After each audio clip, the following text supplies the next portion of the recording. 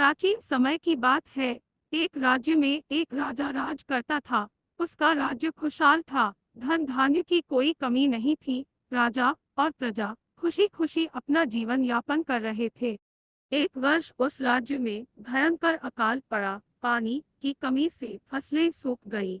ऐसी स्थिति में किसान राजा को लगान नहीं दे पाए।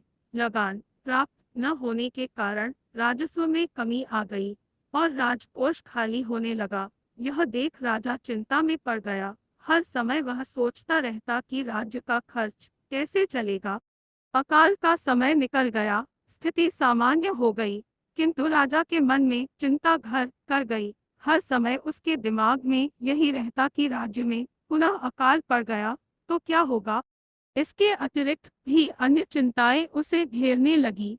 पड़ोसी राज्य का भय, मंत्रियों का षड्यंत्र जैसी कई चिंताओं ने उसकी भूख प्यास और रातों की नींद छीन ली।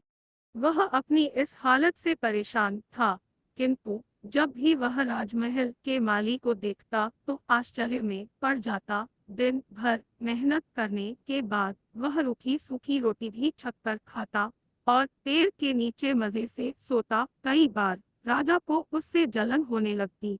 एक दिन उसके राज दरबार में एक सिद्ध साधु पधारे। राजा ने अपनी समस्या साधु को बताई और उसे दूर करने सुझाव मांगा।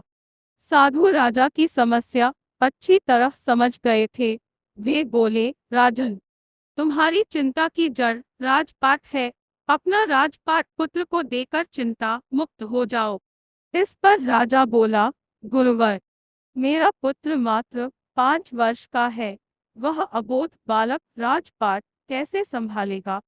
तो फिर ऐसा करो कि अपनी चिंता का भार तुम मुझे सौंप दो। साधु बोले। राजा तैयार हो गया और उसने अपना राजपाट साधु को सौंप दिया। इसके बाद साधु ने पूछा, अब तुम क्या करोगे। राजा बोला, सोचता हूँ कि अब कोई व्यवसाय कर लूं, लेकिन उसके लिए धन की व्यवस्था कैसे करोगे। अब तो राजपाट मेरा है, राजकोष के धन पर भी मेरा अधिकार है, तो मैं कोई नौकरी कर लूंगा। राजा ने उत्तर दिया, ये ठीक है, लेकिन यदि तुम्हें नौकरी ही करनी है तो कहीं और जाने की आवश्यकता नहीं। यही नौकरी कर लो। मैं तो साधु हूँ, मैं अपनी कुटिया में ही रहूंगा। राजमहल में ही रहकर मेरी और से तुम ये राजपाट संभालना। राजा ने साधु की बात मान ली और साधु की नौकरी करते हुए राजपाट संभालने लगा। साधु अपनी कुटिया में चले गए।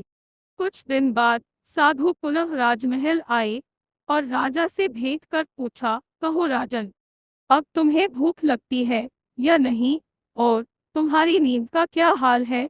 गुरुवर, अब तो मैं खूब खाता हूँ और गहरी नींद सोता हूँ। पहले भी मैं राजपाट का कार्य करता था, अब भी करता हूँ।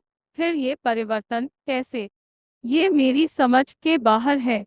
राजा ने अपनी स्थिति बताते हुए प्रश्न भी पूछ लिया।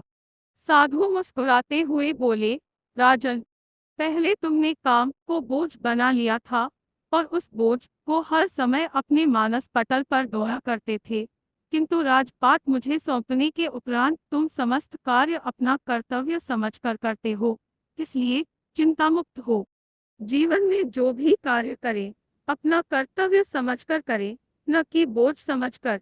यही चिंता से दूर रहने का तरीका है।